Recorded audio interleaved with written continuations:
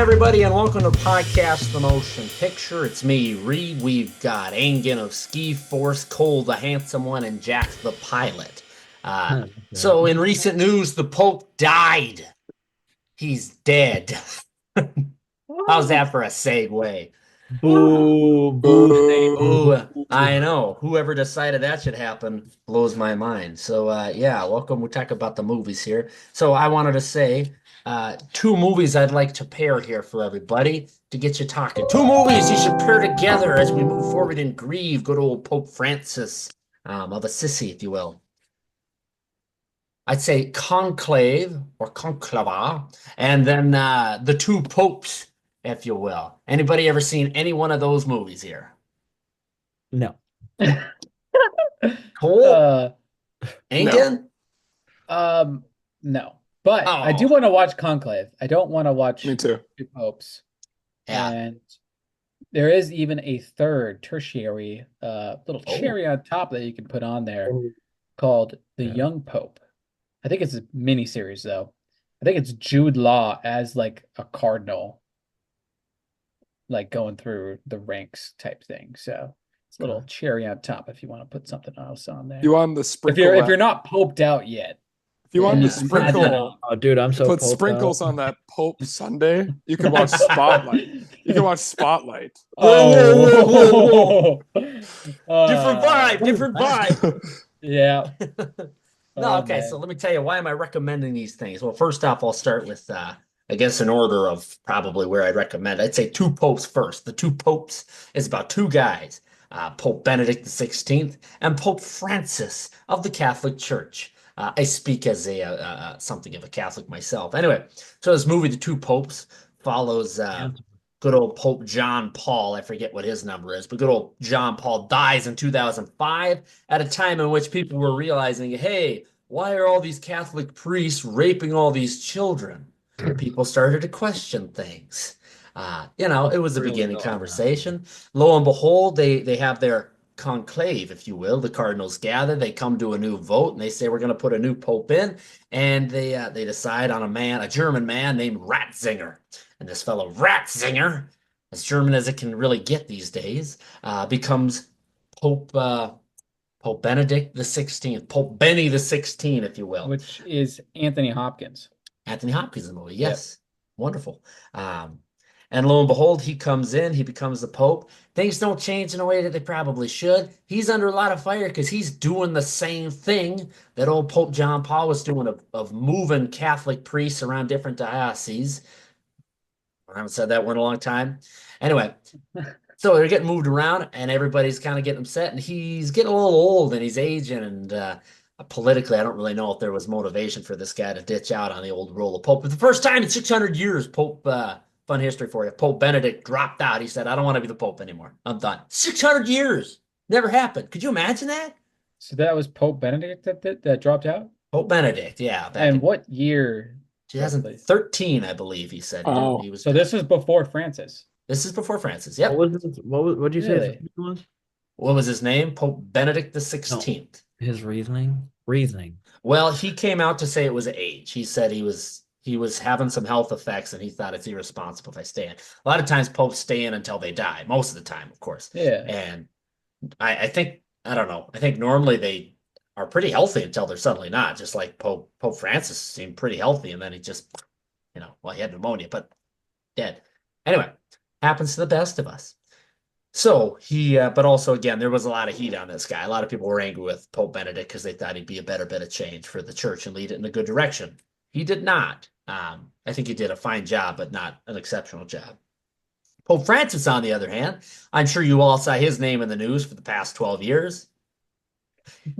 He was a player, if you will. Dude know how to ball when it came to being a pope, all right? He came in hard, okay? I don't want to say he was some revolutionary. He was still conservative as a man, but he had a lot of forward thinking What he was premises. Argentinian? He was Argentinian. Yeah. Pope Jorge Bergoglio was his name. Bergoglio. Yeah, Bergoglio. Reed, we were in church school at St. Joe's when he got elected, I think. Yes, we were. Yes, we Yeah. were. Yeah. And everyone was like, yeah, this is gonna be like a cool pope. He's gonna be a cool pope. I remember. And He's you a know hip what? pope. Yeah, worked out really well. Yeah. So anyway, what this movie is about is not. It's kind of about these conversations between Pope. So a little more drama, I guess I gotta say. Back in 2013, sorry, back in 2005, when Ratzinger and Borgoglio were both cardinals, the conclave happens. Cardinals get together, they take a vote. And there was a pretty close tie-up. Back in the day, the man who would become Pope Francis was actually the second place guy for becoming the 2005 Pope, but he lost out to Ratzinger. So he was Mm. already a hot guy. People love this guy. They said, God, I got to have more of that old Pope Francis. Anyway, so time comes about 2013 or 2012, 2013, yeah. And Pope Francis is, looking to become the new pope. So it seems. Ratzinger, who's Pope Benny, invites him over and says, "Let's have some conversation because I feel like we should talk about this. I got to get a lot of things off my chest. I've been doing my best, but there's problems. And for the Catholic Church to survive, we got to actually have better things happen." So it's kind of a movie about the two of them having this conversation about what the future of the Catholic Church ought to be, as well as a big history lesson on this man Bergoglio, who was a priest out in Argentina, Yeah, and who is he, played by Jonathan Pryce. yes, he was, who did fantastic. I gotta say, really fantastic work. Um, anyway, fun little not great backstory to old Pope Francis is he is a hard leader, a pope, a bishop in Argentina. I forget if he was just a priest or a bishop in Argentina. Anyway, at the time though, Argentina's run by this regime, this nasty man's in charge. I think this family gets in charge or whoever the heck it is. Essentially, I think oligarchs, but like violent oligarchs take over, and like there's a lot of murdering that happens. A lot of people are getting killed, and Francis at the time is very quiet about that. He's very much like, let's appease these murderers and hopefully they'll be at peace. That's kind of the job of the priest is let's not make waves because if we make waves, we make sin. Uh, so anyway, but then down the road, fun little bit of history. A lot of people actually started coming forward once he became the Pope, and people came out and said, actually, this guy who went on to become Pope Francis did a really good job of shielding people. Like he was Anne Franking people in his house. Like he was stashing them away, trying to I'm not protect them. kidding. Yeah, so like Yeah. I mean, Pope Francis was a hard G, if you will, okay? If hard G meant Good one. Or gee, godliness, he's a good fella. So yeah, the movie Two Popes is about kind of the meeting of two worlds of this very old conservative pope that wants to keep very old-fashioned ideologies alive, and this kind of new wave pope coming in to say, yes, we can't really go change in the religion, but some things have to change because we're just the church is always changing and we've been wrong about some things. And if we continue to die by all these values, like our church is gonna die, you know. So It's kind of cool that he kind of met him and be like, "Yeah, I'm probably gonna leave, or I'm willing to leave if if we can come together and come up with a good solution, and you can kind of take over." So yeah. it's pretty cool. Both Anthony Hopkins and Jonathan Pryce nominated for Oscars for these performances. I gotcha. I was really hyped because I thought, thinking back to it, I was like, oh, yeah, it's the same year as that movie Green Book, but it's not. It's a different year. So as I was let down with my poor The year memory on later. that. Yeah, a year later. Anyway, so the other movie of these two things. So you say, oh, well, I've watched The Two Popes. What do I watch now? You watch Conclave. So what is the Conclave? When a pope dies, there's this process, a grieving process. Everybody takes like a week or so to, grieve old Papa Pope Francis. They say, hey, Papa Frankie, we're going to miss you and enjoy your time up in the big sky with God. But after that grieving's done, we have this like week-long process or however long it is. Sometimes I think it's like 2 days. Sometimes it could be 2 weeks. There was a time in history I learned there's a 3-year gap where we didn't have a pope because they couldn't decide on someone. How did we survive that? Really? I do not know how that happened or how the church got through it, but lo and behold, here the Catholic Church still stands. So, could be when they start to make their move here on a new conclave and deciding who they're going to vote in. That's the point of the conclave. We could have a little bit of gap of time where we don't have a pope.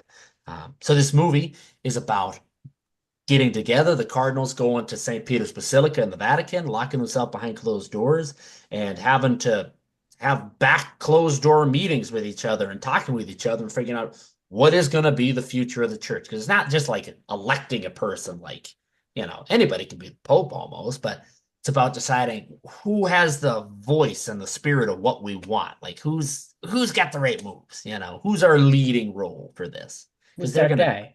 they're gonna drive the ship home. So I think it kind of would be a good movie if anybody out there's like, oh no, the Pope died. What do we do? Then Conclave will tell you, Ray Fiennes will tell you. He'll let you Yeah, and know. it seems like there's a lot of scheming and maybe some you know, probably some unholy acts that are kind of going on behind closed doors in this Some one. sinful activity. Yeah, and Two Popes seems kind of like more, lighthearted and, It is. with two popes come together like that. Yeah, Two Popes is very lighthearted for a lot of heavy conversation. I'll say to get everybody interested in old Conclave, here's the thought. You think about American politics. I'm sure most of our listeners are American. I know we have a little sect in the UK, if you will. It's pretty cool. Anyway, shout out UK. Anyway, Really? we That's do, cool. yeah, yeah. So in American politics, a lot of times people come out, politicians come out. Bill Clinton came out. I did not have sexual relations with this woman. And he's able to say that out in front. A lot of times people come out, they say whatever they want to say, and that's the game of politics. But when they want to get business done, typically that's behind closed doors, real shady meetings. Of course, that's just how it works. That's how business gets done. That's business. Yeah. You know what? Business isn't really done in the meeting room. It's done on the golf course, as they say. Really? Yeah. So I tell you what, when politicians do that, if things go awry, they could still get voted out of office, no matter who's in charge of whatever area. Even if there's a Senate majority leader or a president, they can still get voted out by their constituents. Now, when the Pope dies, the man in charge of the Catholic Church dies. You have all these cardinals, and they got to go behind closed doors. Nobody votes them in. The person who picks cardinals is the Pope. If the Pope's not there, who's in charge of these cardinals, and what are the limits of what they get to say behind closed doors? So that's why I recommend Conclave. I think it's really the epitome of what is closed doors private conversations. Yeah, I'm excited to watch it. I think it's a great time. Hmm. Great time to do it. Good. You know how Yeah. hard I wanted to sell that shit? You know how hard I wanted to sell that in the end there? You I have lost me at never epitome. once said the word epitome. That word is epitome. All right, I Epitome. just had to say that. I feel like I've heard you say it like that before, and then there was a whole Yep. thing about it on a Mhm. previous episode. That bookworm loser Noah were here, we'd be having this conversation. But Yeah. God, that took a It's lot. it's too late at night to do that right now. I'm a sellout. All right. So anyway, there you have it, everybody. The I don't pairing know. of two movies. Yeah. So Yeah, let's. I don't know much about the Catholic Church Me either. and stuff like that. Stuff not to really be interested prior to this conversation, but they sound like movies that I'd be definitely be willing to check out with I, it. I'm Cole, not. you've seen Spotlight, correct, Cole? No, I was just cracking a joke. I've been saying. Okay. I was gonna say, I'm like, maybe if you've watched that, you don't want to watch these.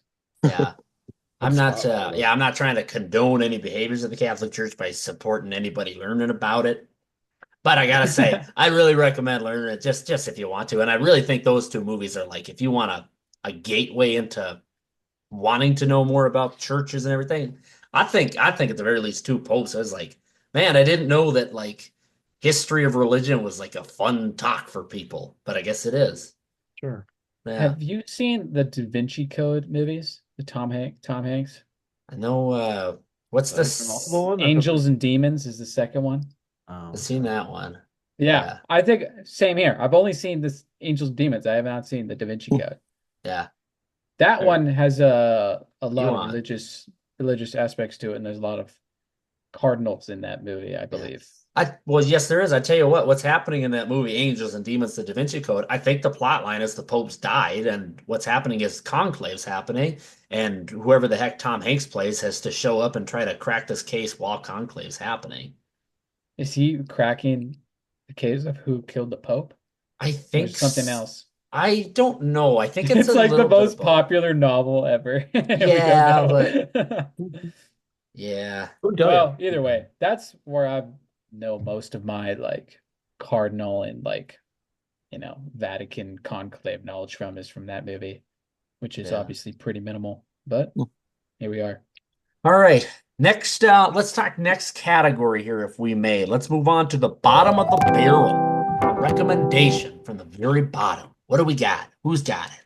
So when I think of bottom of the barrel, I think of like what movie kind of gets like shit on from like review aspects and kind of like, typical chatter.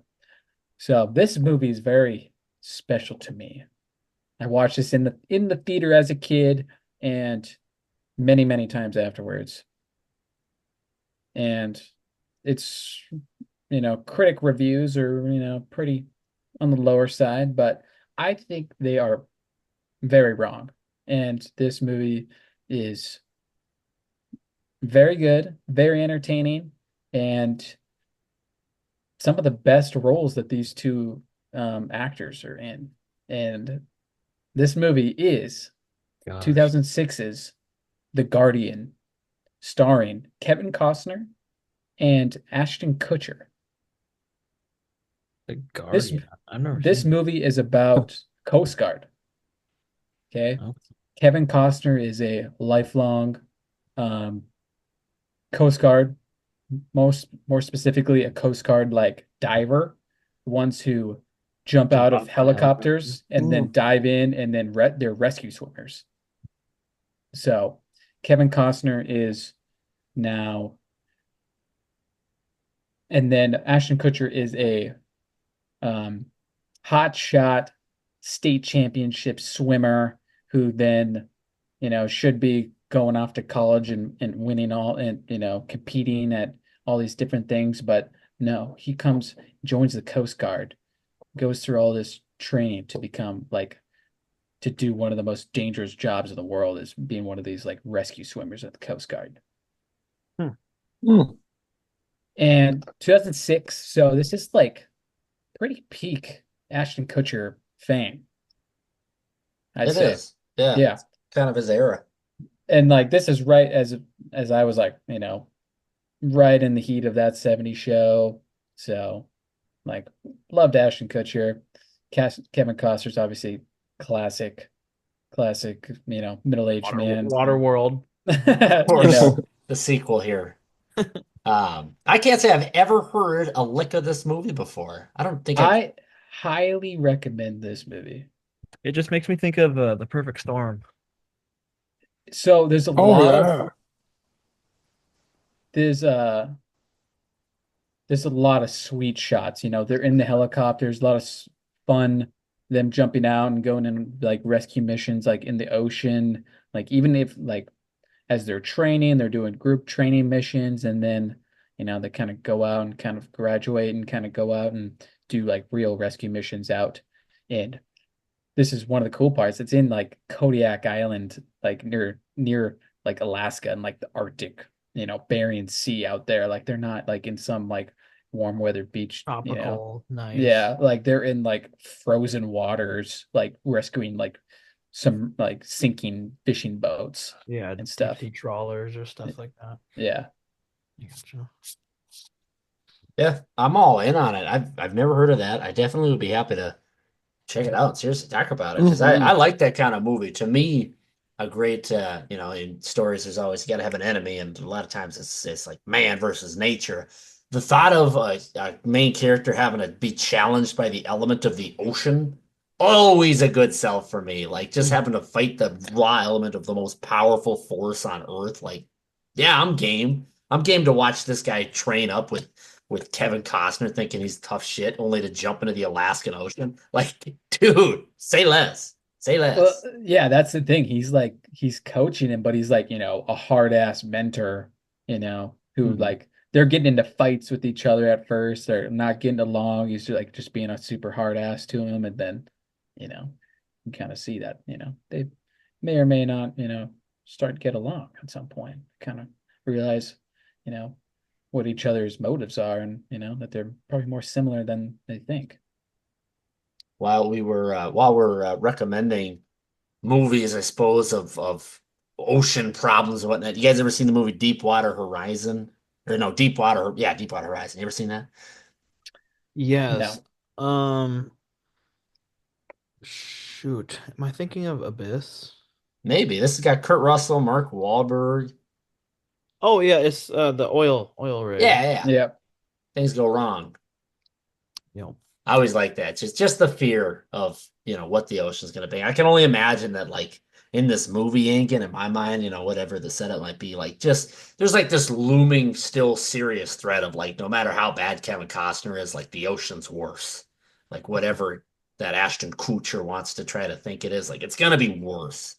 Yeah, and they have like real footage of like these fishing boats like on fire and sinking and stuff that they like start the movie out with and really just kind of um get you in that mindset of how like dangerous this is and how realistic and like they show that real footage and then it's supposedly like Kevin Costner like from a previous rescue mission and him like losing part of his crew and like he's still like kind of dealing with losing his like super close friends in this accident that they ended up using like real footage from, so it's really cool.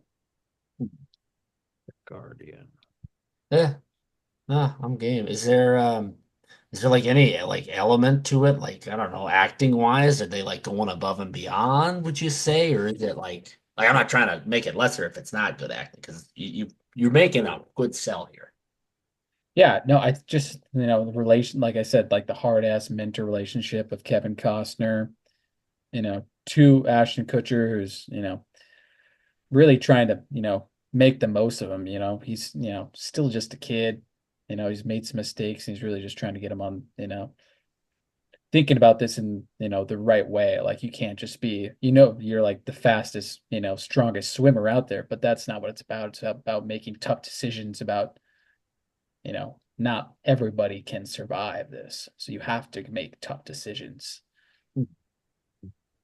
Yeah, I dig that. I dig on that. Well, very good. I'm game to watch it. I hope our audience is. All right. Anybody And got there's always like Coast Guard, and then there's like some Navy aspects where like you kind of get some like, some Top Gun kind of military type, type stuff. Like there's a couple bar scenes where, you know, the sweet? Yeah. Navy and the Coast Guard guys are kind of like, shitting on each other and could be some Regular there lineman could be technician behavior. you just get some some sweaty guys in the bars kind of getting up in each other's faces. So some good stuff like that. Noah has a lot of experiences with sweaty guys at the bars. All right, moving on then. Let's go into. I've got a question from the audience here, an audience question to look at. I guess I don't know what I called it last week, but a comment from them that I thought was worthy of bringing up. So I've got a screenshot because I did not want to paraphrase this gentleman. Mergindy, Merinjndd, on the post in which I think the caption on one of our shorts, the caption's like, Reed doesn't get the weekend. And me in the video is me saying, yeah, I don't really get the weekend. This guy comments, what is there to get? Either you like his music or you don't. There's not too much to it, is there? And I thought, what a little jerk. But wait, it gets interesting. It gets interesting. Oh my God, my Alexa just popped off over there. Okay. But like, so I say, but like, what's the point? Sorry, our producer say, what's like the point of his music is what our co-host Reed is asking. Even more so, as time goes on, we begin to ask ourselves the big questions. And then I forget, I didn't have it, I don't have it saying here, but I asked a big math question about how long or how fast would you have to drive between Austin to Dallas? Just at random. And this guy responds with, the point of his music is expressing himself and making songs that people like to listen or dance to, like all songwriters have been doing since, I don't know, prehistoric times. And I thought, wow, what a jerk. He couldn't even respond to my thing. But then I look a little closer. It says, read more. I'm like, he had a ton to say. I look at it. Also, Dallas to Austin is 200 miles. So if he's got 3 hours to get there, he needs to go at least 67 miles per hour. And then he gives me a little winky face. This guy is the best guy I've ever seen on YouTube. What a gentleman. What a game he's played. I rest my case on the weekend. I'm going to give him a listen, and I really fully appreciate what music is. Okay. So, I Dude, don't know. I can't find this right now. He's This post. Let me see here. On our posts here, hi everybody, welcome to the part of the podcast where we talk about other posts of which they're really just shorts of posts we've already posted. Oh, here it is. Okay. Reed doesn't get the weekend. Yeah. Oh, here it is. Yeah. Nice fella, I gotta say. This marriage and I strive to be like him. I might name a dog after him or her, if you will. And I appreciate his play. I'm liking that we get that out of the community. It's nice. It's good to feel love.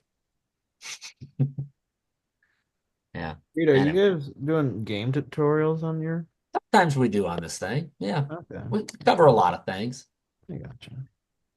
We cover a lot. We cover a lot of areas. Welcome to Podcast The Motion Picture. We do it all at Minne Movies, so climb aboard, everyone. Okay, that's Minne Movies. All right, so next, let's talk a little top 10 list. Also, keep hitting us up so we can, mention you on next Yeah, segments of this. seriously, drop it. Say something. Say something. You won't do it. All right, top 10 list, Cole. Hit us with it. Okay, so I was sitting in traffic today for like 45 minutes, and I was trying to cook up there's like all this construction now in the Twin Cities, and 35W was just jam-packed. It was just taking forever just to get up through Minneapolis. And anyway, so I was sitting in traffic, and I was like, man, I got to come up with a top 10 list. So this morning before work, I came up with, all right, I wanted to do like maybe the top 10 movie adaptations for books. So I was like, all right, well, I got Fellowship and Harry Potter and all that. And I was like, no, I'm not going to do that. And so I sat a little more, and I was in traffic today. I'm like, Attack of the Clones. I've been thinking about Attack of the Clones the last couple of days because I saw a thumbnail and on YouTube for a guy, and it was like when Attack of the Clones ruled the world or whatever. So that came back into my brain, and I was like, what if I did a top 10 list of all the things that I like in Attack of the Clones? And I was able to come up with 10 things. 10. Just No 10. more, no less. So these are, I took, like, seriously, This is hilarious. I got 10 things down in my notes app of 10 things that I genuinely like in Attack of the Clones. And I'll go through each of them and we can discuss. Okay? Mm-hmm. And it's Yes. things like it's not like it's literally anything. it's not like a favorite line or it's literally the things. Okay. Yeah, Okay, happening so- anyway. Started what's with up? number 10. All right. So number 10, I started off with it's literally the name, Attack of the Clones. I think I like the name. I like it because it's goofy, it's silly, it's totally in tradition of those weird just Star Wars names, like Empire Strikes Back's the greatest movie of all time, but it's such a silly name. You know what I mean? Return of the Jet, Rise of Skywalker, all those are silly names. Attack of the Clones fits right in. So I actually like the name. Does Star Wars have a name that's not silly that you like? Star Wars. Star Wars. Even then, that's Well- a silly name too. Okay, so literally Return not. of the Jedi fits pretty cool. Like, That one's pretty cool. It's not out Revenge of the Sith. Well, Sith That's is silly. it's a silly because revenge and Sith is such a dorky word too. But you know what I mean, right? Silly. I Yeah. think Like it's goofy. I think goofiest out of all of them, the one that goes hardest without a doubt, Phantom Menace. Crazy title to give to your movie, Phantom Menace. The first Star Wars movie in like 16 years is the Phantom Menace. Yeah, that's a punk rock band name at best. Mhm. Yeah. So that's where I'm at. Do you agree? Yeah, that's Disagree. on my list. I like that about it. It's one of my favorite things about the movie. It's cool. The name, it's good. That's the name. All right. So then I got to number 9. Count Dooku's speeder at the end of the movie when he's escaping from the Jedi to go to his not his ship, not the sail ship, but his speeder. I don't know. He's like riding in style, and like Christopher Lee just looks like so like very serious, and he looks really goofy on it. It's really a funny speeder. Oh, and then he's so- being escorted by those two Yep, road cone looking ships. exactly. Then they fly Good back, pull. and then like poop, poop, poop, poop. They shoot the Yeah. dirt around the ships for some reason. They don't actually shoot the ship for some reason, but those are cool, but not as cool as Count Dooku's speeder. And then he does like a thing with his hand where he's just like that. Like, come Yeah. on, like I don't know. Yeah. I'm looking at that fucking screen grab of him doing that. Like his hand is literally blurry. That's Yep. hilarious. That that could be that's a part of this nine. That's like unintentional, but him doing that's definitely a thing that I like. Good deal. Very Hmm good. Looks like a little moped, yeah. Yeah. Him sitting on it, I always think about that. Like it's just like, It's kind of small for a yeah, speeder. Yeah, why is it so small? Why did he get in a It's speeder? Why because didn't he it's just get in a elegant. It's elegant and he's yeah. an sophisticated. elegant man. Why would he take a solar sail across the galaxy? If only for the, what do they say nowadays? Aura. It's literally for the aura. Oh, Tuca was aura. That's what I wrote down. Literally, I wrote down rides in style. Like it's just vibes. I Yeah. use He's just Dooku's aura. He is kind of that guy though. Like he's doesn't really move a whole lot. He's just like when he moves, he's moving No to wasted movement. No to wasted movement. show off. Yeah, dude's just aura farming. Like who has like a hilted lightsaber? Like no one does that. Like Honestly seriously. though, Bro's got a And he's got a vibe. cape too. Like he doesn't need a cape. He does it. All right, hit me All up with right. number 8. Let's do Number it. 8. Similar at the same point in the movie when they're on Geonosis and the Jedi are like on the planet with the clone troopers, right?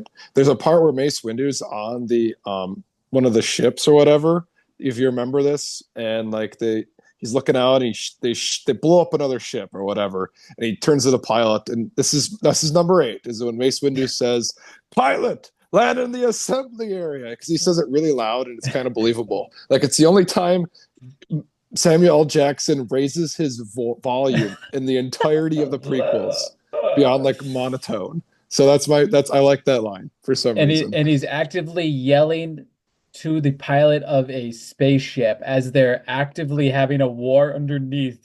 Yep. But it's like he like yells it like he's so loud.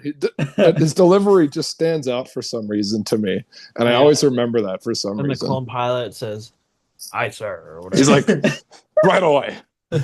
We have our comms, sir. You don't need to yell at me anymore. Right away, sir. You're Oh, that's making my ears funny. bleed. You're making my ears bleed. Mhm. I totally like. I know that line. I guess I know the moment. I don't remember the line, but I know that moment. I know it's yelling, and I love that for you. Number 8 top thing about this movie is like the believableness of one line. Not just top thing, only thing. Mhm.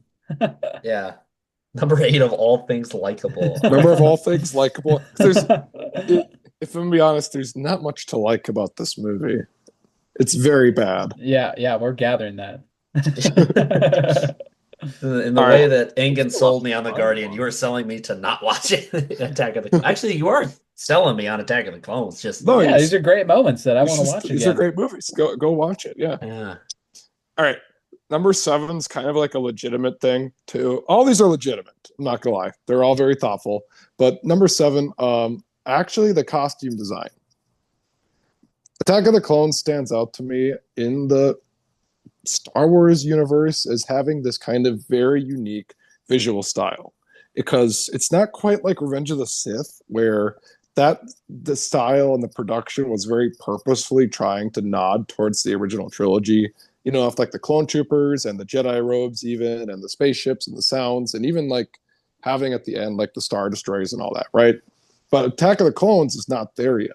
So it's very unique in the way that it kind of has its own original design, how the characters look, solid effort, visually interesting, pretty memorable, and it has this unique look with just a few slight nods to the production of the original trilogy. So I don't know. I'm gonna give credit where credit's due. I'm not saying the CGI is good. I'm just saying the ideas and the way they designed the characters and the costumes always stood out to me. I don't know. Like Is is there anyone's costume in particular that really stands out? I like the design of the clone troopers. I like the design of the Camino planet. I don't like Coruscant. I think it's too much. But then then I like the Jedi robes. I like how Obi-Wan and Anakin just dress and look in the film.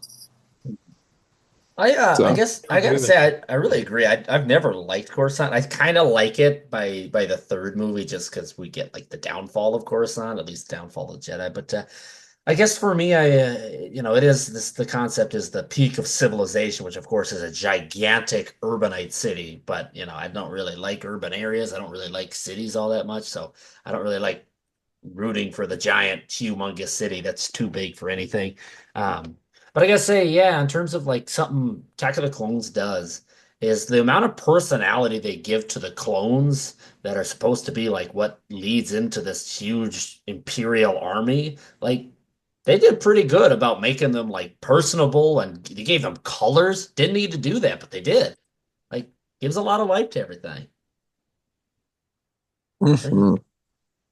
I also like playing as in Lego Star Wars. I like playing as the Episode 2 Anakin and Obi-Wan a lot more. I don't know why. Really? Hmm. They stand out. They're cool. I like those characters. I don't know. Yeah. They look more youthful. Hmm. I'm a big Lego Qui-Gon guy. Huge Lego Qui-Gon guy. He's my go-to. I never play as Qui-Gon because he's just the first character. I don't know why. I just never played as him. I just like him. I guess I'm basic. I play as Mario, so I'm a basic kind of guy. Solid. Yeah. Okay. All right. I'm at number 6, and then we're almost halfway through. Number 6, it's the sound that Django's boots make when he's sliding off the side of the Camino landing pad in the rain. They like squeak or something. I don't know. It sounds cool. Great pull, of Can course. you Great can you pull. think can you picture it? Like literally. I know the sound. I'm picturing it like right now. I guess I So can't. he's sliding off the ship Yeah, it's onto the when landing pad. do you remember when he shoots Obi-Wan with like the not the grapple hook or whatever, it wraps around him, he throws him off the edge. And so Django's sliding down or whatever too, and he's trying to stop himself from sliding all the way to the bottom. So his feet, there's like a shot of his feet or whatever trying to stop and to make some squeaking sound effects. So I thought, oh, that's a good sound effect. Is it squeaky like it's a rubber boot? Yeah. Yeah, I think I know what you're talking about. I do. Yeah, it just Oh stands out to man, me. There you go. Yeah. that's That's number hilarious. that's Good. number That's so 6. good. Could Number be a. 5. Okay, we're halfway through. Love how they're so specific. They I are. love I it. love this. Number 5, okay? So, when Anakin is going to go find his mom from the Tusken Raiders, right? Hmm. And he's saying like goodbye to Padme, right? And he gets on the speeder and he starts driving and they start playing the Duel of the Fates theme from Phantom Menace. Do you remember this? Yeah. And he's like super serious and he's on the speeder and stuff. Okay, so when the Duel of Fates theme kicks in, that's pretty cool. I like that. But specifically, it's the it's like the last 7 seconds of that scene where it's at the end of the theme and it's super dramatic, but it's just him talking to Jawas. Yeah. That's that's specifically like that. It's like, why did they end it like right there? Why did they do that? So Like I know it's to get directions to go find the Tuskens, but he put the most dramatic moment and he's talking to some Jawas. So I like Yeah. that. I Talking about know. some heavy stuff. Yeah. so the Tula. So you're just gonna want to go past the gas station, keep moving down over the grocery store, it's right past the Piggly Wiggly. You can't miss it. so it's the last If seven you hit seconds the of the Duel of Sarlacc Fate pit, you've song. gone too far. But it's specifically over the moment where it's like a shot of Anakin talking to a bunch of Jawas. Does the song stop after he's done talking with them? Yeah, because it transitions to the Okay. Tusken camp. But it's like the Okay. most dramatic kind of like notes of the Yeah, song. that's hilarious. Is it a screen wipe or is it a fade? It's a screen wipe. Yeah. It wipes to the Tusken camp, and it's like at night, and like he's overlooking the camp, and he jumps down, and then Yeah. he goes and finds his mom, and he murders everyone. Feel like out of all And the his shadow looks movies, like Darth Vader. like Revenge of the Sith does a lot better being more cinematic. I think they do a really good job being cinematic with how they use the camera. Attack of the Clones, Phantom Menace are this different animal of like, why are you shooting this the way you're shooting it? Why are you telling the story this way on camera? Like, what is happening? Like, like I love those movies. I'll die on the hill. I think they're great, but like technically, not by any stretch are they okay. Oh, they're villainous. Yeah. I do like the use of the theme in that scene. I don't know. I like it. It's a good shot. It's a good shot. Hmm. All right. So the top 4. Okay. So it's the morning after Anakin's nightmare, right? He has that nightmare of his mom dying. And so then he's like, he wakes up in the middle of the night and he's like sweating and he's like, oh my God, like my mom is still alive, but she's being tortured, right? So then it cuts to the morning and Anakin's like standing watching the sunrise and he's all posed up with like his hands behind his back and shit. It's a very interesting choice for him to stand like that. And I always like that. I don't know why. It's like very like You like the serious. pose, I like Anakin the pose. pose specifically. Yeah. This is. Are you sure that's right after they kill the mom? Isn't that while they're on? I think they're They're on the Boo. they're on Naboo and he Yeah. has the nightmare. It's before. Okay. Yeah. Sorry. Yeah. Yep. He's all Remember. posed up. He's like all like just he's aura farming, like literally. Big. Just Yeah. a He's got that like big time aura Dennis and farming. Always Sunny wearing George Yep. split level. He's like so like split all the way. He's got his hands behind his back. And he's like, Padme, my mom just is like kidnapped and being tortured. And she's like, all right, we gotta go. Great, Natalie Portman. All right, good deal. Hit us with three, my man. All right, Damn, top three. top three, Camino and the Camino theme. Okay. Very solid. John Williams was really cooking when he came up with the Camino theme, and the production team was just well did a great job of just creating like this planet. I actually when they they're building up to Obi-Wan like going to Camino, I almost got really engaged with the movie because I felt like there was going to be this mystery, and then they started talking again, and it took me out. But they did a great job of designing this really kind of cool, unique planet and stuff, and I like the design of it. So I wrote down Camino theme because it's mysterious and important, just like the work they're doing. Good pull. Thanks. Can you remind me what planet Camino is again? It's where they're making the clones. Okay, yeah, it's like that. Yeah. Okay. Water planet. It's the water planet with all the Yeah. rain. Yep. And the Copy. dome. They look like a UFO kind of the little Yeah. It's I'm all gonna the have to. slender neck Yeah. robot looking ones. Yeah. I'm gonna have to pull up the Camino theme after all this and give it a listen because like it's like on the brink of my eardrum, but I just can't quite get it. Like, Okay. dude. Yep. Yeah. I got it. Those people on there, those are like Sam Lutz's like favorite characters. Yeah. Kaminoans. All right. Very good, man. I love that planet. The work is mysterious and important on Camino. All right, number 2, Coleman Trebor, Dinosaur Jedi, gets shot. He's dead. He's in like 2 shots. Number 2. Great pull. Is he the one who was gonna attack Count Dooku, but then Jango shoots him off the cliff? Jango just pistol whips him and then just like Does that cool? does that cool flip and puts it in his holster. Yeah. So yep, that's it. Coleman Trebor? Yep, Yeah. Coleman Trebor. Yeah. Junk. The Yep, legendary Jedi. Just gets killed. He was the first one to die in the Clone Wars. Wow. Yeah. Didn't he? Yeah. Yep, rest in peace, Coleman. R.I.P. And number 1, I like Ooh.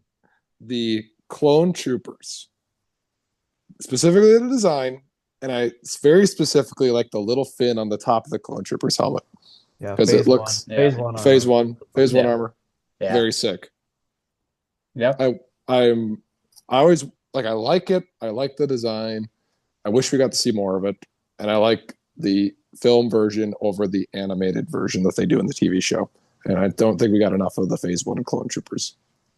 I agree. Yeah. People always talk about, the prequel should have been the first movie to Attack of the Clones, then we should have gotten an actual movie. And you know what? I do agree in the sense, like, yeah, we would have gotten more clones out of it. Like, I love seeing them. They look really good in Star Wars. So, and yeah, old Finn. They got a lot of energy. Phase 1 clone troopers. You're totally on the money, dude. Attack of the Clones just aura farming the entire time. Just vibes. The writing is god awful, but it just looks Just so good. looks so good. Yeah. All right, there we go. That's my top 10 things that I like in Attack of the Clones. And I'm sure if I thought really hard, I could come up with at least 2 more. No, you couldn't. Just 10. Don't push yourself. Take it easy. Nope, it's just 10. Save that energy in case you ever have to do this for Phantom Menace.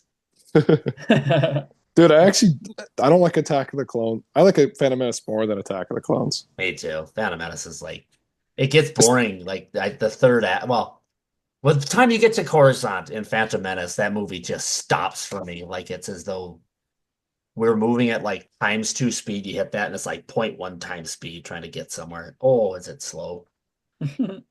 I will Yeah. say, hot take, and I'm not going to elaborate, but the best characters in the Phantom Menace are Anakin Skywalker and Jar Jar Binks. You don't have to elaborate, but someday you will. All right. Moving on. Good pull, man, on the top 10 list. I love that. All right, let's go ahead. How we doing on time? We're doing okay. Okay, I've got a question here, a little debate question.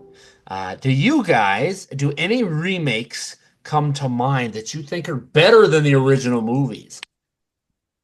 No sequels included, just remakes of things. Me, myself, I think of The Thing, I think of Freaky Friday, and I think of War of the Worlds. Oh my You God, think of The all Thing, great remakes. Yeah, like John Carpenter's The Thing. his was the remake? Yeah, That's a remake of like a what is it, a 40s movie or something? Okay, yeah. and then they remade the remake. And they remade the Yeah. remake. But well, that Okay, was I actually see. a prequel. The remake. Yeah, Oh, that's it right. was a prequel, yeah. Okay. So, Just getting that clarified. mhm. I think on this podcast about me getting on about half a year ago, I said I like The Thing more than Halloween from John Carpenter. I rescind that statement. I go right back to Halloween's the best John Carpenter movie. Anyway, Freaky Friday, I gotta say, you guys seen that movie? Good old 2003, Yeah, with Lindsay Lohan and yeah. Jamie Lee Curtis, of course, of Yeah. Halloween. Yeah, delight of a movie. I don't know. So, okay, so you said besides the thing, what else did you say? War of the Worlds is a remake, I think, from a Yeah. 1953 War of the Worlds. Yeah, I did they make a movie or was it just like the radio story? There's the radio story, but There's a book. yeah, maybe it's not remade from an old movie. I don't know why. I always thought there was some old rendition of. I remember the radio talk. Um, So I have one answer, and my oh answer is Dune. yeah, great pull, man. That's a plausible pull. Holy cow! hmm Although it's kind of cheating because I have not seen the original, but I haven't seen the I original Freaky Friday. You're okay. I can tell you, I haven't seen the original either, and I can tell you right now the new one's better. Yeah, I'm such a big fan of Denny and Timmy C and just yeah, these new ones are just so sweet. Couple good ones are Invasion of the Body Snatchers and Dawn of the Dead. Oh, great pull on Dawn of the Dead. I've never seen Body Snatchers. Great pull. So the Zack Snyder Dawn of the Dead? No, what am I thinking of? I think of Zack Snyder's Dawn of the Dead, the 2005 Dawn of the Dead. I think. Yeah, yeah, the one where they're in the mall. Yeah, hmm Okay, Yeah, that's a sick movie. that yeah. is. With the bus that they rig up. Yeah. And then it all just goes to crap. They start bumping into stuff, and the dude just chainsaw it. Goes to What was it, shit. the girl? Chainsaws the girl in half, basically, Yeah. by Just a accident. mess. That was a bloody movie. It was. Oh, True Grit. That's another mm, Oh, good that remake. is it. I was thinking that the other day when I watched Sinners It's with not, yeah, Haley I think the Steinfeld. original is better, but the remake is really good. I am pro remake Coen Brothers. I've come That's around to why, the remake, but I'm so far in a cabinet of you can't beat the original. It's too good. dude, I love. Yeah. It Which one did you is watch first? John Wayne's original. Okay, you So watched yeah, that first. I'm embedded, but I just like, I watched the remake first, so that is a big what's deal I that did old with it. Nepo baby's name? Jeffrey Bridges, if you will. I just I think he does a good job as Rooster Cogburn, but I don't know. It's to me he lays it on a little thick, and It's keep going. Sorry. whereas John Wayne is he's very much like this is the culmination of John Wayne's Cowboys is Rooster Cogburn to me. Like Yeah.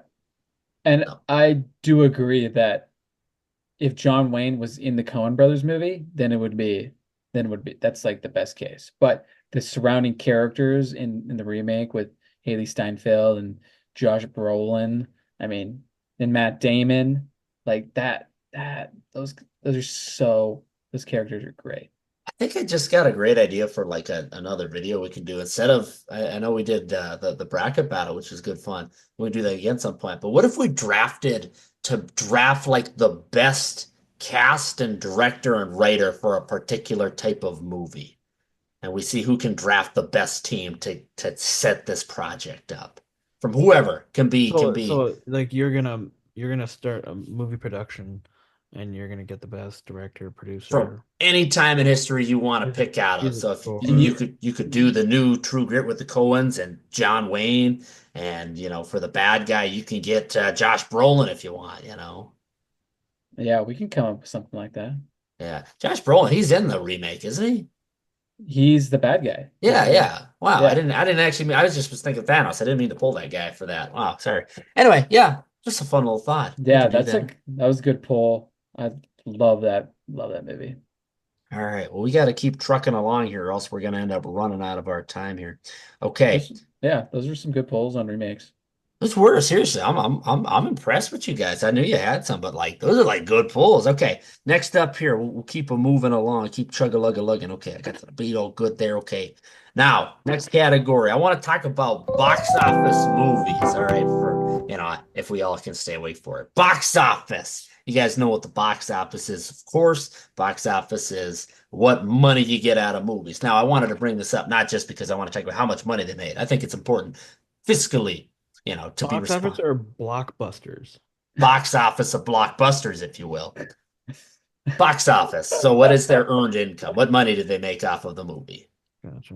And I've got just numbers from the top five movies of this last bit of a week, essentially, this last weekend, if you will. Number one is and this is not just their numbers from the last week. This is hottest movies from last weekend and their total of money they've earned from the box office, total globally, not just domestic or international. So current movies in theaters and their current gross. Which is yeah, who's making who's who's hot, who's got the best little body, Tim Robinson, if you will. So hot right now. Sinners is up in Sinner's that so top hot right spot. now. So hot, he's so hot. Uh, so Sinners, I'm thinking is going to do okay financially. They had a reported budget of $90 million for a horror movie. That's a lot of money for a horror movie. Yeah, Ryan Coogler, he got a blank check and he The made exactly Cougs. what he wanted to make. Yeah. He did Barbarian, so I'd say keep writing checks. Did he do Barbarian? I do believe so. I think he directed it. I don't know if he wrote it though. I'm not sure. He did like all the Black Panthers and all the Creeds. The Barbarian written by the guy from like Whitest Kids, you know. Zach That's Krieger, I yeah. think is Yeah, his that's name. yeah, Yeah. it is. What No, he does made every movie that Michael B. Jordan has is the star in, Ryan Coogler has directed I don't know basically. why. I always thought that Coogler had uninvolvement credit for the Barbarian, but I guess yeah, it makes sense that he doesn't. It would be weirder if he did have one. But yeah, okay. All right. Well, he did Black Panthers. Keep writing this guy blank checks and just make sure it's his name and not Zach Krieger's name from Latest Kids You Know. Yeah. So anyway, it's earned at this point about $87 million. So it's $3 million short. I think it's going to be just fine. You know. Yeah, there was a whole thing of like Variety or Hollywood Reporter or some magazine like that posted like their thing of like what it made like 60 million like its first weekend and then said like it still might not make money on it. And then like Ben Stiller like quote tweeted it saying like they just made 60 million in their opening weekend. Like why are they saying this? So there's some kind of like it's like some kind of like almost like racially charged like thinking on it of like how it's like a black director black movie and how like it's more of like why are you putting it in terms of money? This movie is great, people are loving it, critics are loving it. Like we don't need to be talking like we don't need to be caught up on like what its gross is going to be. Yeah. You And you take oh sorry. No, hop on, my man. it's an original like movie. Yeah. Like, really making that much money and not tied to any franchise or a sequel. Like, that's And impressive. it's for an original movie, it's made the most money since anybody have a guess? Anybody have a guess of the last original movie to make this much? I don't necessarily think I could tell you what that would be. Um, I don't know. What is it? Get Out. All right. Wow. Yeah, Isn't that wild? that is wild. When did Uh, Get Out come out? Was that 18? 2015, I think. Is When? it fif 2015, I believe. s- Wow. Pretty something sure like it's that? Maybe 15. 16. Jeez, that feels like a 17. I, Because Us was 19. I want to say to put into perspective here, like Sinners making about 90 or sorry, had a budget of 90 million. I gotta double check myself now. But the budgets for other horror movies are typically not that much money. They're pretty low typically. I had to Google it to double check myself because we did a video here as well on Heretics and Longlegs. Both those movies, Heretics and Longlegs, A24 and Neon, big production companies working them. They had both had collective budgets together of $10 million. Both of them had $10 million. Sinners has $90 million. That's a ton of movie to put or money to put in a horror movie. Like that anybody would look at a $90 million budget movie, people like it makes $60 million and say, yeah, we're just not really sure on this one. No, I think you're wrong. I think you take a seat and shut the hell up. It's super cool that it's successful. Like, because it would have just sucked if this Yeah. director that's put in all this work, he's had this great track record so far, and the like studio's like, yeah, have this freaking bag to make this horror movie and make us a bag. here's a burlap sack with a big old And monkey sign on it. Just yeah, and it's a really good watch. It's a really good watch. I also that there's such a success story behind Black Panther and that they get the director as well as the antagonist of Black Panther to be in this movie. Like, why would they think that's not going to work out? Why would they? And I'm Yeah, pretty sure every Creed movie was pretty successful too. I think so. Yeah, And the third Creed, Michael B. Jordan actually directed that too. yeah. Feel bad. That's the only one I So haven't he seen. kind of, I'm guessing Ryan Coogler kind of taught him how to do it, I would imagine. Now we talked last week a little bit about what I think is going to be the number one movie of the year, a Minecraft movie, if you will. I'll talk about this in short. It is doing phenomenally well. It had a budget of $150 million. That garbage looking green screen movie. I'm pretty sure like two-thirds of it went to Momoa and Jack Black, but I don't know. Anyway, cost $150 million. How much do you think it's made? Take a shot in the dark, this movie here. Worldwide, Yeah, global. yeah, $150 million budget. 400. $729 million Wow. this thing's made. We are getting another Minecraft movie. Not a doubt in my mind, guys. We're getting 10 Minecraft movies in the next 3 years. oh gosh. So Yeah. so Jack Black wasn't the original person that they wanted to cast. If you can believe that? For Steve? Wow. Yeah, Was because Seth Rogen? Who else? Matt Berry, he's a No, British. we missed out on Matt Berry as Steve. Are you Jesus? Yeah, from What You Do with This, What We Do What in the we do in the Shadows fame. shadows? What's his Yeah. name in that? Laszlo? Laszlo. Yeah. Yeah. I'm Some kind of scheduling conflicts came up after the SAG-AFTRA and strike, and yeah, he couldn't do it, which That really sucks. kind of sucks for him. But would it be as successful if Jack Black wasn't in there? It seems just like a perfect role for for Jack Yeah. Black, you It know?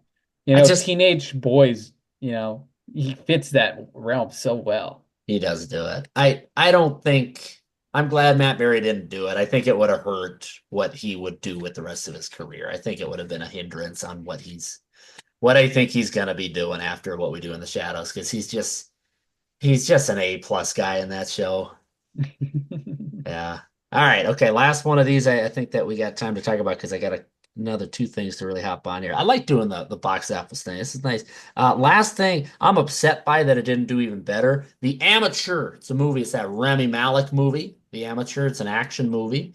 Have you guys seen trailers for it? I saw a I've ton of s- it. yeah, I've seen Well, trailers. have not seen it.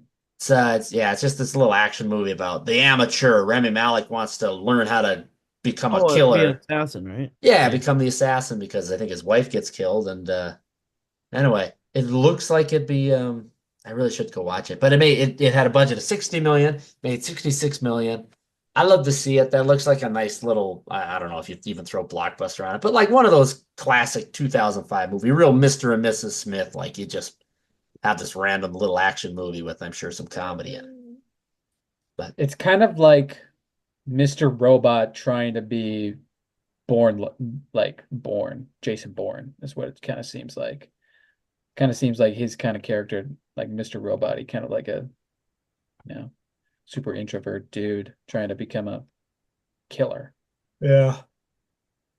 Anyway, so I hope it ends up doing better. I think it's been out for a little while longer than it should be to only be making $6 million from it. All right, but now we move on to, let's see, second to our last category we're going to cover today. Just a simple question, nothing big time in it because we're running out of time. Nothing big time in it. When you guys think of movies these days, do you feel like we're going into a good direction, movies, or do you think we're going into a bad direction?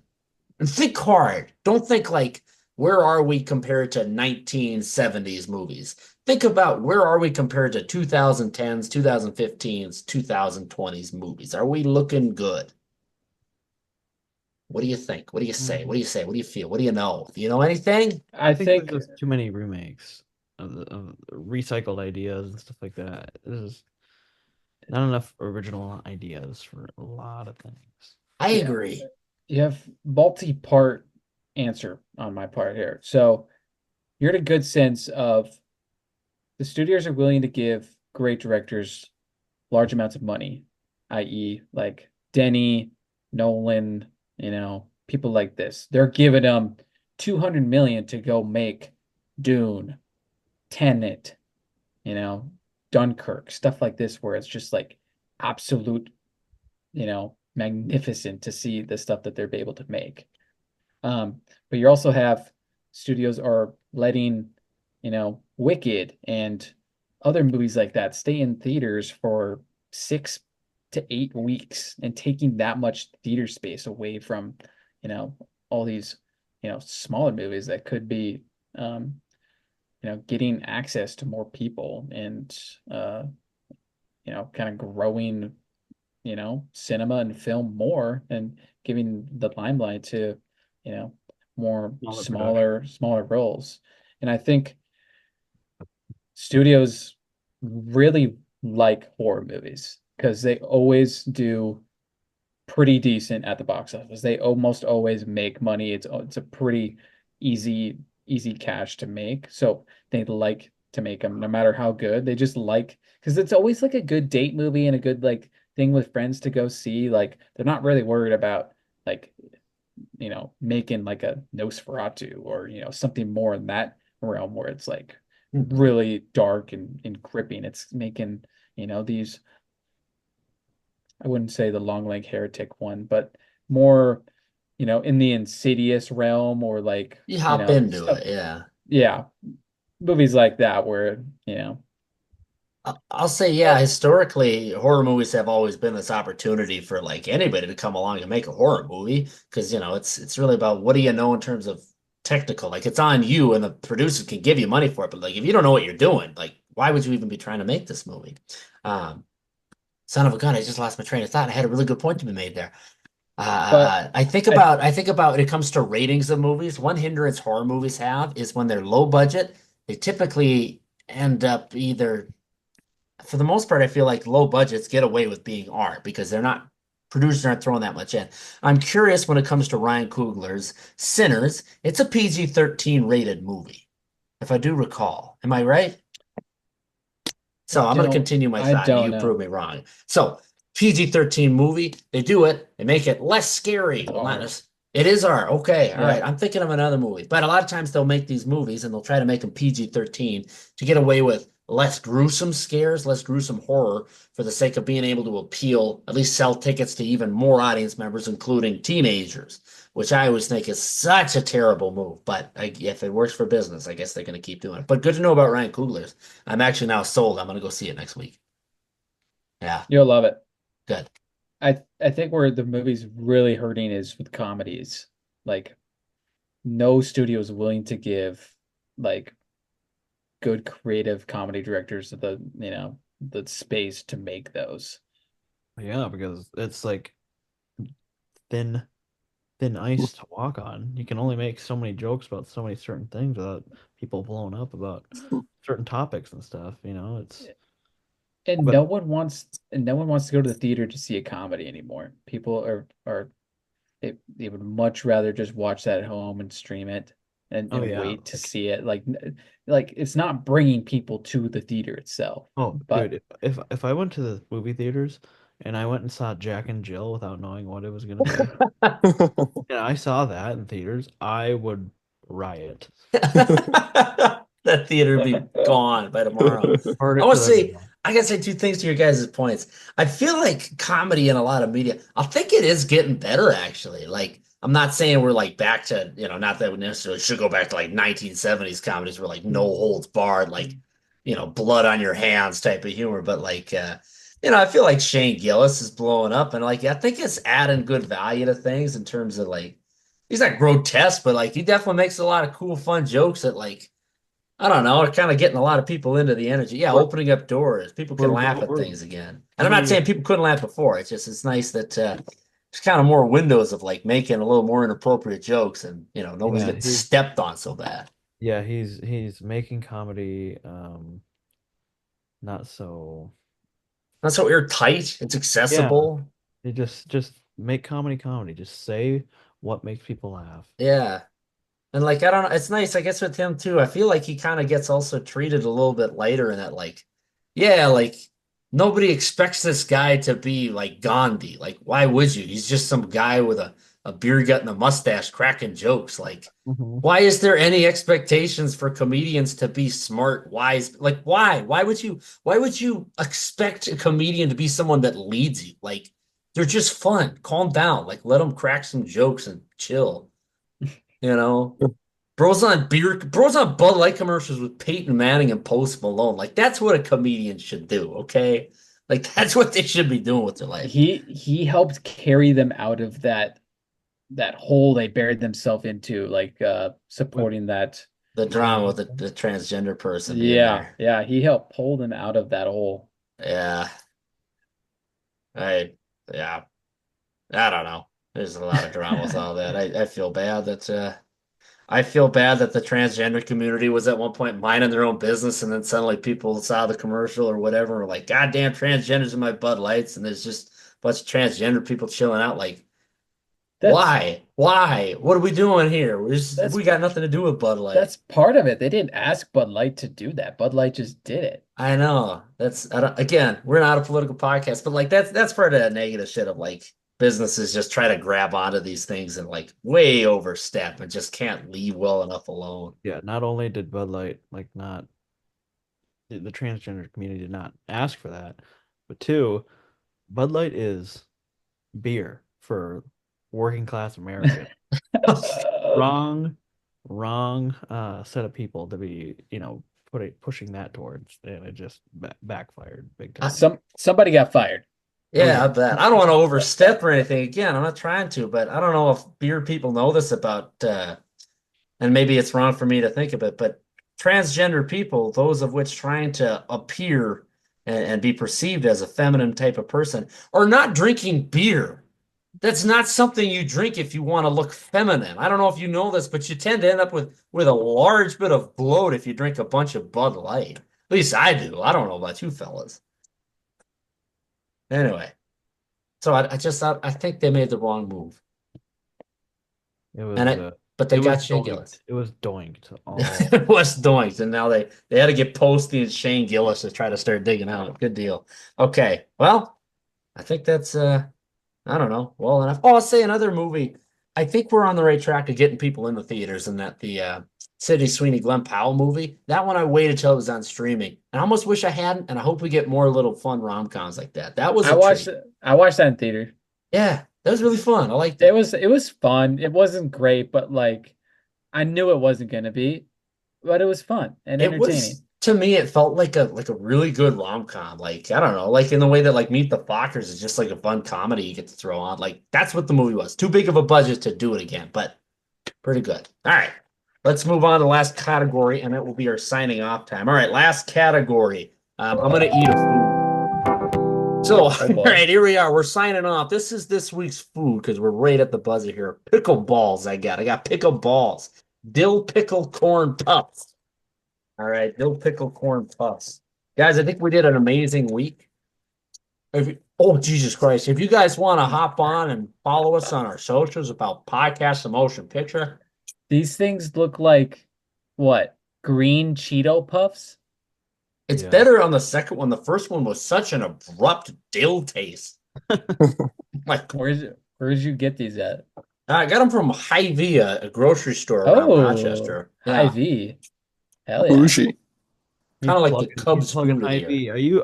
Are you sponsored by Hy-Vee? No, I'm not sponsored by Hy-Vee. If I were going Go to be to sponsored by a Hy-Vee, get grocery the store, I'd, classic pickle balls. yeah, go get the Vlasic pickle This balls. not we're not playing pickleball, we're eating pickleballs. Oh, it's grotesquely strong. Jesus. Anyway, yeah. Classic pickle balls. They make you gag. All right, I gotta be done eating those. That's terrible. I do not recommend Vlasic pickleballs, but I'm not a Was there big. Oh, you just lost that sponsorship. is there worse than the other ones? Actually, no. I would Vlasics? recommend the pickleballs above the Trader Joe's Ghost Pepper chips. Those were disgustingly just not fun at all. Like they weren't even hot. Anyway, so yeah, They were go ahead. those were Trader Joe's chips? Those were Trader Joe's chips. Yeah, not very Damn. good. We're I think 0 for 2, but I'm also trying to. I've got 3 more snacks for the next few weeks if we keep doing snacks. I went hard today. I went into a grocery store to go to it. Okay, we're wrapping this up. Thanks everybody for listening. You can find us on the Minne Movies if you're listening on Spotify. You go to YouTube, go to Minne Movies, MINNE Movies. We got a lot of stuff. We bracket movies against each other. We got video essays. You can see the video of the podcast, if you will. We've also got a bunch of old shorts and short films of ours, as well as yeah, whatever the heck you might think of. I bet you we've got it here. Leave comments. Tell us what you think. Tear us apart if you really must, but I know you've got nothing negative to say. All right. Well, thanks for listening, and we'll see you next time. Bye-bye. That was a whole episode of the Whole Other Podcast. It's over now. The podcast is done.